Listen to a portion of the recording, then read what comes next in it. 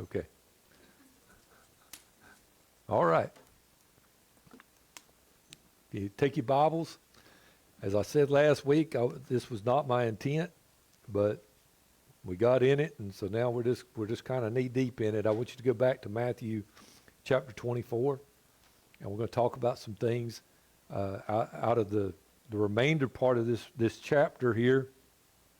And as we do that, I'm probably just over the next few Wednesday nights. Now, let's see, be 2 weeks before we have Thanksgiving, right? So that Wednesday night there of Thanksgiving, we won't have church service that night. So just keep that in mind. But we'll probably go through Matthew 25 because there's a lot of stuff there that fits with this, and we'll talk about it, and that's just the way that is. Now, let's start out with this. I'm not a know-it-all. Okay. There's some different views of what we're getting ready to talk about, and I'm going to try my best not to be bombastic or whatever, but I'm going to give you what I see as the understanding of this next section right here.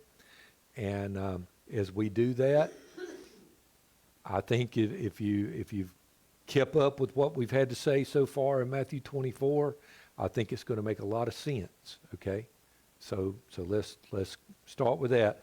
All right, I don't have no notes tonight, if you notice that. So I've got a few things wrote down right here that I'm going to need, and so we're going to go with that. So let's start out by going back to our question. Okay, our question's in Matthew 24, verse 3. This is when his disciples talked to Jesus privately as they're sitting on the Mount of Olives, and they said, "Tell us, when shall these things be, and what shall be the sign of thy coming and the end of the world?"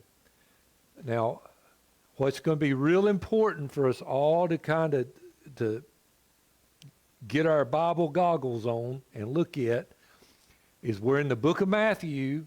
The book of Matthew is the first gospel. It's the first book of the New Testament, okay, that was written. It's not just in order. It is the first one that was written. Is written. Where was the gospel at? Where was the gospel initially at? Jerusalem. So it's Jewish. It smacks with Judaism. Matthew writes this gospel because he's trying to convince the Jews, okay, that you missed your king. All right? So there's no church in sight. We don't have a church in sight. We don't have a church until we get over to Acts 2, okay? So the disciples don't understand anything about a church. All they just understand is about Israel. God's plan for Israel. Okay? So that's what they're asking him about. What is your plan for us? Now we have to look at it with those eyes, all right? So from there, I told you I believe that we can layer Jesus' first reply in the first probably verses 5 through 14 or something like that. We can layer that over Revelation 6, okay? The beginning of the tribulation period. And then we come to verse 15. So let's start in verse 15 and we're going to walk down. "When you therefore shall see the abomination of desolation spoken of by Daniel the prophet stand in the holy place, whosoever readeth, let him understand." So we dealt with that in pretty much, I mean, we dealt with that abomination of desolation pretty in depth, you know. Showed you how you find it over in Daniel. Showed you how you find it over in the book of Revelation. It's the midway point. This is the halfway point of the tribulation period. You have three years of tribulation and 3 years of great tribulation. Okay? I mean, that 3.5. Thank you. Yeah, you're not know-it-all. I told you. All right. So we talked about how all that is. It fits over there in Revelation 11 and Revelation 13 and all that kind of stuff, 2 Thessalonians, all those places. All right. So now let's start in verse 16. And we're going to walk down through verse 16, and we're going to talk about some stuff. And what we're really going to do, we're going to get to verse 16. We're going to read some of this stuff. We're going to come back to verse 16, all right? So verse 16, then when? Then when? Yeah, but then when? What then?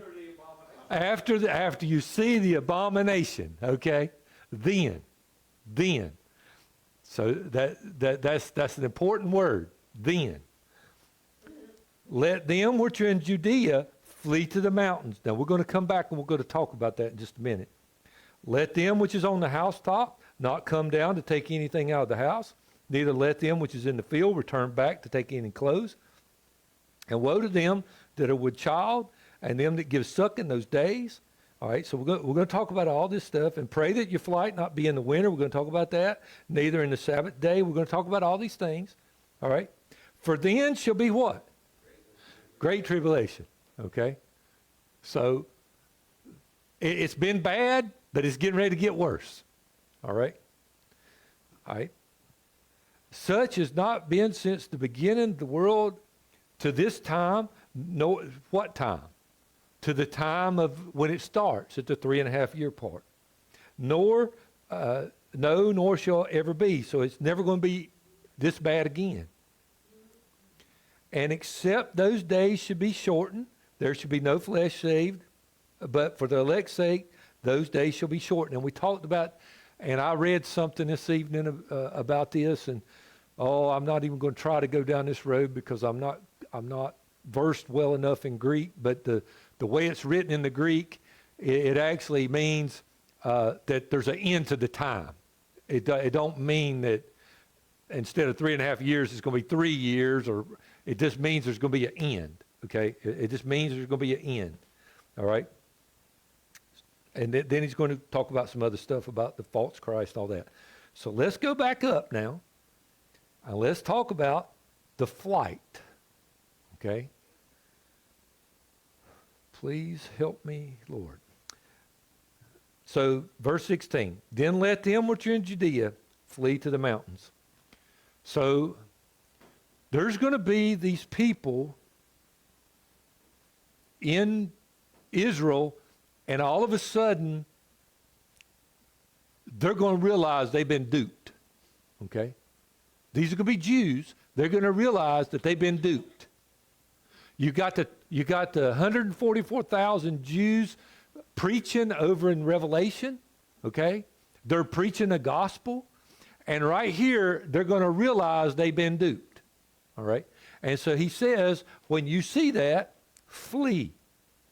Flee to the mountains. All right. So I'm going to try to do two things for you. All right? I'm going to try. If I can keep my head straight. One, if you take notes, I don't know if you take notes or not. What I might say might not be worth taking notes. But if you take notes, Micah 2:12. We're not going to go there because y'all never find it. Because I like to never found it. Micah 2:12. It talks about the sheep of Bozrah. Okay, the sheep of Bozrah. What's special about these sheep? Okay? Well, they're just sheep. Right? So it's not talking about the sheep, but it's talking about people. It's talking about people. It's not talking about a group of sheep. And it talks about a place of refuge. Now, this is where I want you to go. Hold your place here. Go to Jeremiah chapter 49. And look what happens here. Jeremiah chapter 49. You let me know when you get there. So Israel's fleeing. And this whole little section that we just read is about them fleeing. Okay? And about the urgency of fleeing. There's so much that's going on. Are you there in Jeremiah 49 yet? Okay. I'll give y'all just another second. And this section's about the urgency of fleeing. It's talking about the danger of fleeing. And and all of that kind of stuff. I'm going to Jeremiah now. Jeremiah chapter 49, verses 13 and 14. This is talking about that time, okay? Look what he says. For I have sworn by myself, this is God speaking, saith the Lord, that Bozrah shall become a desolation, a reproach, a waste, and a curse, and all the cities thereof shall be perpetual waste. I have heard a rumor from the Lord, and an ambassador is sent unto the heathen, saying, gather ye together and come against her and rise up in battle. All right, verse 15. For lo, I will make thee small among the heathen and despised among men. Thy trembleness had deceived thee, and thy pride in thy heart. And so what happens here is they're fleeing, and this is towards Petra. Okay? That's exactly where this is at. This place is towards Petra. So they're fleeing towards this area, and they are gathering up to destroy the remnant. Keep that in mind. Now go to Revelation. Revelation chapter 12, I believe, is where we want to go.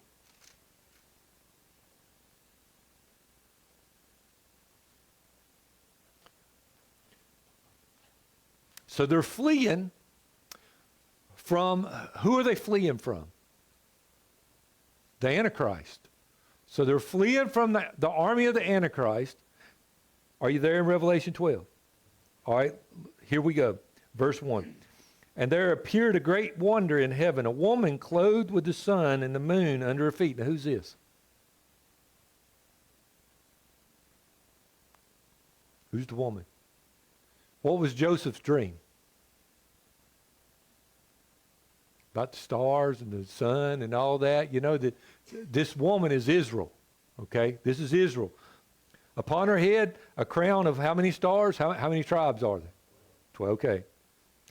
And she being with child, cried, travailing in birth and pain to be delivered. So where did the Messiah come from? Came from Israel. Came from. And there appeared another wonder in heaven, and behold, a great red dragon, and having 7 heads and 10 horns. Now, so 7 heads and the 10 horns. Who is that?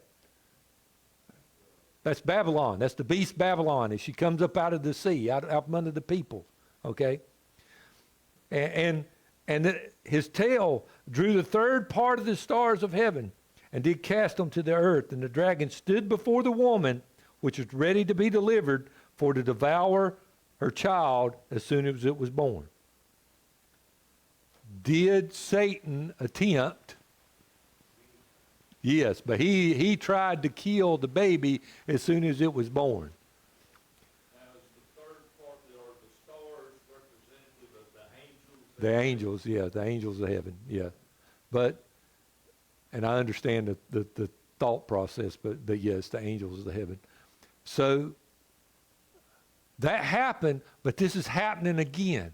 This is during the tribulation period. It's happening again. Satan is trying to devour the remnant, the elect. Did you catch that word that we read a while ago? The elect. It's the elect of Israel. Okay? And he's trying to destroy them, because if he can destroy Israel, he has defeated God. That's been the whole thing all along. If he can make one promise of God not come about, God is a liar and he cannot be trusted. Okay? But yet he can't stop it. He tries and he tries. All right, let's look on what's happening. Verse 5. And she brought forth a man-child who was to rule the nations. What is Messiah going to do? He is going to set up his kingdom on earth, and he's going to rule the nations with a rod of iron. This is Messiah right here. All right? This is them fleeing. This is the idea of them fleeing, okay? Now, go back to Matthew. Go back to Matthew, and let's look at the urgency. Don't miss the urgency, okay?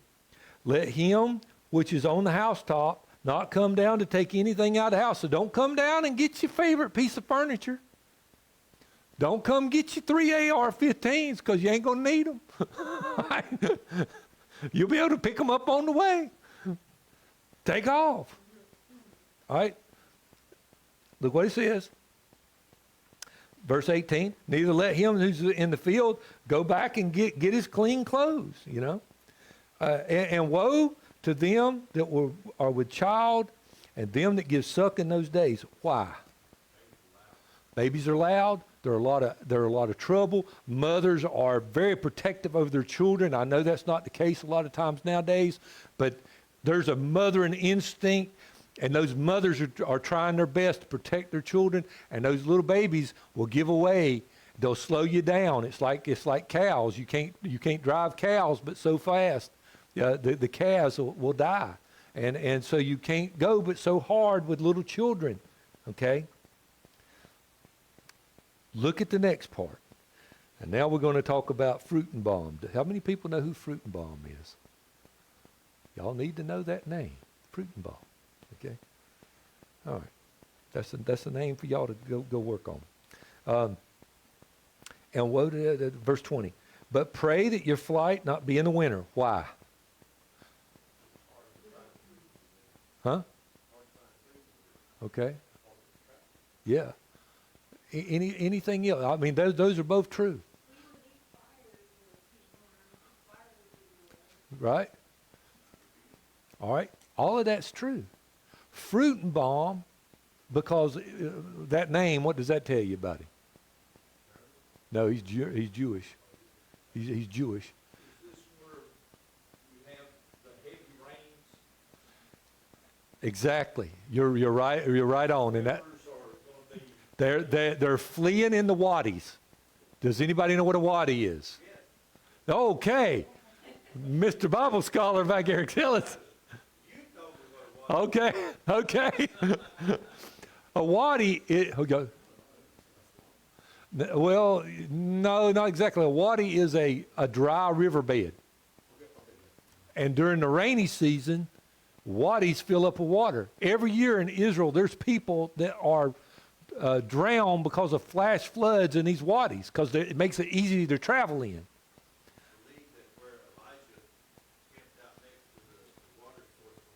Yes, exactly. And somebody listens to something I say.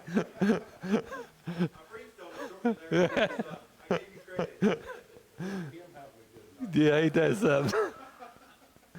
But so a large group of people. I mean, we're talking about a large group of people moving. So you got to have enough room for a large group of people to move. If you're in one of these wadis in a flash flood, you think about all the people that would drown. And the children and everything that so he says that. Now he says something else here. Neither on the Sabbath day. Well, strict Jews, Sabbath day's journey, half a mile at the most, quarter mile probably. Yeah. But see, they're now these people, you got to understand now, you say you'd make an exception, but now these people all of a sudden come to realize we are the remnant. And so all of a sudden they're not wanting to break the law now. You know what I'm saying? And they've been taught their whole life that that's the law. So he says, pray that your fleeing won't be on the Sabbath. Now this is bad. This is a bad time. We got to go. So go back to verse 21. For then shall be great tribulation. So again, like I said a while ago, this goes back up to verse 15. It's the great tribulation.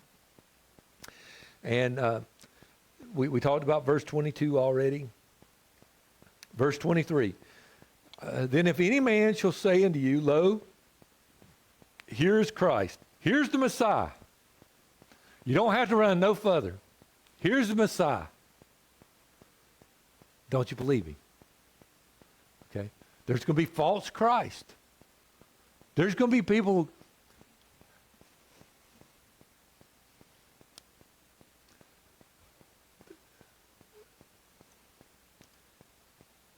fruitcakes are not just for Christmas time. I mean, there's some people, when there's something like, there's nut, they come from everywhere. You know what I'm saying? I mean, they just do. It multiplies these people wanting attention, okay? Don't believe them. Look at verse 24. He's going to tell you why. For there shall arise false Christ and false prophets. And I want you to look at this next little phrase. And shall show great signs and wonders. I've not studied that right there, and so I'm going to go out on a real far limb over here for you. I'm going to bet you that that's the same two Greek words that it talks about Jesus doing signs and wonders. And it talks about the Antichrist in the epistles blinding the minds of people because of his lying signs and wonders. It's the same words that's used of talking about Jesus doing miracles and mighty signs is talked about the Antichrist. Okay? And I'm going to bet you that's going to be the same two words. And like I say, I haven't studied that, but I'm going to bet you that's the same two words. So this is not just sleight of hand. This is the devil giving them power to do stuff that's going to trick people. Okay? I want to tell you this, just in case you don't know. The devil's got a lot of power. I mean, he's got a lot of power. And he's bold. I mean, that joker's bold. And if you don't believe that, you go over there and read Matthew chapter 3, I think it is, chapter 4. And he goes to Christ and tempts him with the very word that Jesus, he is the word. He is the living word. This is Jesus' words, and he's taking his very words out of Scripture, out of context, and trying to use them against him. That's bold. That joker's bold, man. All right, let's go on. So he says at the very end of this verse, he says, insomuch that if it were possible, they shall deceive the very elect. It's not talking about the church. Who's looking for signs? Paul says that. He says the Jew seeks a sign and the Gentiles seek wisdom. The Greeks seek wisdom. The Jews are looking for a sign. What did they tell Jesus? Show us a sign. We'll believe. He just raised the dead. Well, show us a sign. I mean, really? Yeah. Oh, I got a Happy Meal, and I fed the whole country with a Happy Meal. Show us a sign, and we'll believe you. The Jews seek a sign. And he says these signs are going to be so powerful that it would deceive the very elect. Okay? Now, and verse 25. Behold, I have told you before. Wherefore, if they shall say unto you, behold, he is in the desert. So he's going back to here's Christ. Here's Christ. Here's the Messiah. Y'all going in the wrong direction. Come over here. The Messiah is over here. Look what he says. Go not forth. Behold, he is in secret chambers. Believe him not. All right? Why not? Now he's getting ready to tell you. For as the lightning comes out of the east and shines to the west, so shall the coming of Son of Man be. Now, we talked about this, and Marty nailed it, man. I mean, this is not the rapture of the church that's spoken of in these next few verses right here. This is the second advent. This is the second advent. What does the advent mean? It means unveiling. It's the revealing. So the first revealing was when? Yeah, baby in a manger. First advent. First time Christ came to earth. Second time is going to be the same way. It's going to be visible. What is the rapture of the church? It's invisible. Jesus don't come to the earth for the rapture, he gathers us in the clouds. It says he comes in the clouds and calls us up to him. Hold your place here. Go to Zechariah. If that's kind of another hard book to find. Zechariah chapter 14. You're going to need Zechariah in just a minute anyway, so just find your way over there and hold it. But save your place in Matthew because we're coming back.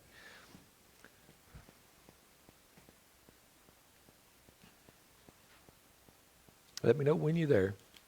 It's right towards the end of your Old Testament. It's a big book, got like 14 chapters in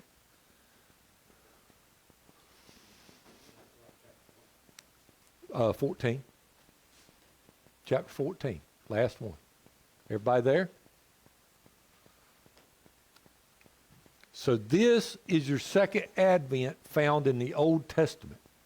All right? Your second advent found in the Old Testament. Are you there? All right. I'm just going to, we go into verse 4, but we're going to start in verse 1. Behold, the day of the Lord cometh, and thy spoil shall be divided in the midst of thee. For I will gather all nations against Jerusalem to battle, and the city shall be taken, and the houses rifled, and the women ravished, and half the city shall go forth into captivity, and the residue of the people shall not be cut off from the city. All right? So this is bad. Yeah, I mean, can you see that? It's pretty bad. Then shall the Lord go forth and fight against those nations as when he fought in the day of battle. And his feet shall stand upon the Mount of Olives. Isn't it ironic that what we're reading about took place on the Mount of Olives? He's going to come back. Isn't it ironic that Jesus spent a lot of time on the Mount of Olives? Okay? That's where they went and spent the night at quite a bit. All right? Something funny. Let's look at this, and I'm going to tell you something funny. Or at least I find it funny. Verse 4, and his feet shall stand upon, in that day, stand upon the Mount of Olives, which is before Jerusalem on the east, and the Mount of Olives shall cleave in the midst thereof towards the east and towards the west. And there shall be a great valley. And half the mountain shall move to the north, and half the mountain shall move to the south.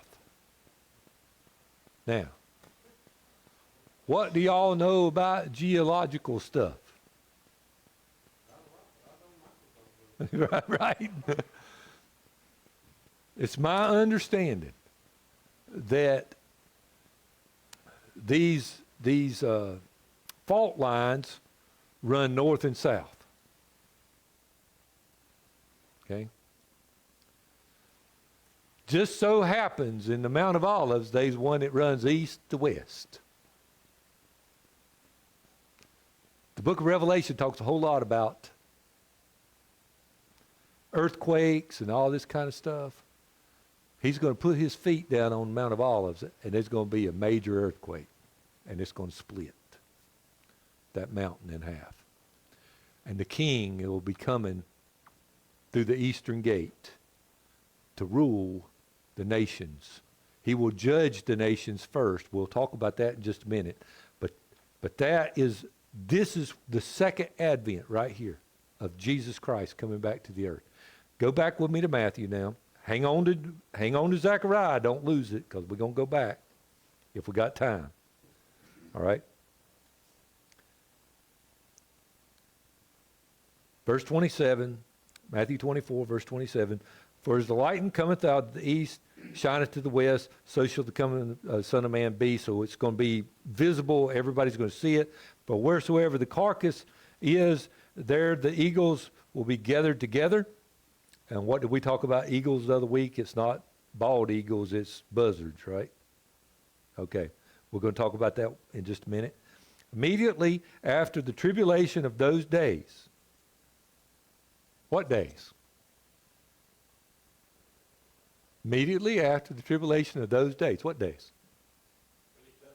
Yeah, the days that we just got through talking about. The Great Tribulation. All right? So this is immediately after that. Here he's going to come. All right? Right. It's the end of it. The moon shall not give her light, and the stars will fall from heaven, and the powers of heaven shall be shaken. And then shall appear the sign of the Son of Man in heaven, and shall all the tribes of the earth mourn, and they shall see the Son of Man coming in the clouds of heaven with power and great glory. Now, I've talked about this 100 times, but I'll talk about it again. Dr. Bowman, he had this idea that he said it's going to be a slow descent. Have you noticed that we're paying a lot of attention to everything in the sky nowadays? Okay. He says it's going to be a slow descent. Earth turning around. Every eye is going to be able to see it because it's going to be a slow descent. They're going to have time for the armies, the 4 armies that's gathered over there. It's going to have time for them to make some peace treaties between each other and turn their forces together to fight the one that's coming. Okay? They're going to lose, but they're going to fight it. Okay? So now, look at verse 31. And he shall send his angels with a great sound of a trumpet, and they shall gather together his elect from the 4 winds, from one end of heaven to the other. Now, this is, again, this is Israel. This is the Old Testament saints. He's resurrecting these, and they're coming forth, and we're going to see, it'll be a couple of weeks, but we'll see when he judges, as he judges, he's separating out who's going to not come into the millennial kingdom and the ones that's going to come in. Okay? And we'll see how he does that, because it's pretty interesting, in my opinion, how he does that. Now, y'all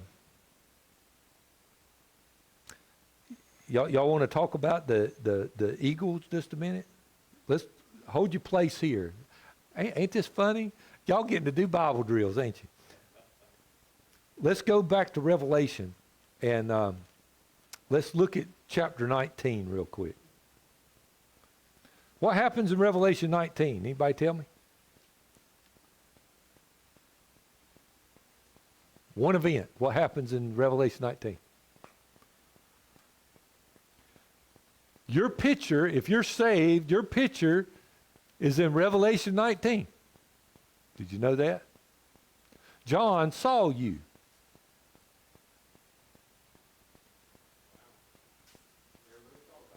Yes, sir. John saw you. He saw you in Revelation 19 doing something that I wouldn't do if I was alive. Riding horses. Yeah, riding horses. Revelation 19, are you there? Okay. So we have all this big scene in heaven with the 12 and 24 elders and the beast, and they're praising God, and all that is going on. And you have the marriage supper of the Lamb. I think y'all are going to study about that. If you haven't already, you're going to study about it this weekend. And it talks about the bride coming down, and then look at verse 11. And I saw in heaven, heaven open, and behold, a white horse, and he that sat upon him was called Faithful and True, and in righteousness he does judge and make war. His eyes were a flame of fire, and his head was many crowns, and those crowns are diadems. They're not Stephanos like the other crowns that you find in the book of Revelation. And he had a name written that no man knew but himself. He was clothed in a vesture dipped in blood, and his name was called the Word of God. And the armies which were in heaven followed him upon white horses, clothed with fine linen, white and clean. And out of his mouth goes a sharp sword, and with it he should smite the nations, and he shall rule them with a rod of iron. And he treadeth the winepress of the fierceness of the wrath of the Almighty God. And he hath on his vesture and on his thigh a name written, King of Kings and Lord of Lords. And I saw an angel standing in the sun, and he cried with a loud voice, saying unto the fowls that fly in the midst of heaven. So who's he crying to? He's crying to the birds. He's crying to the eagles. He's crying to the vultures. And look what it says. Come and gather yourself together unto the supper of the great God, that you may eat the flesh of kings and the flesh of captains and the flesh of mighty men and the flesh of horses and them that sat on them and the flesh of men, both bond and free and bond, and both small and great. And I saw the beast and the kings of the earth and their armies gathered together to make war against him that sat on the horse and against his army. This picture is found in Matthew 24. This is where they're gathering together. This is where the birds are invited to come feast. Okay? Because you're getting ready to have a major slaughter. I read this in Ryrie's commentary the other day, and I meant to get it when I got here tonight, and I didn't. But in Ryrie's notes, he talks about the battle of Megiddo and how far that is. It's like 800 miles. And the blood's going to run to the horse's bridle for 800 miles, and it's like 500 yards wide.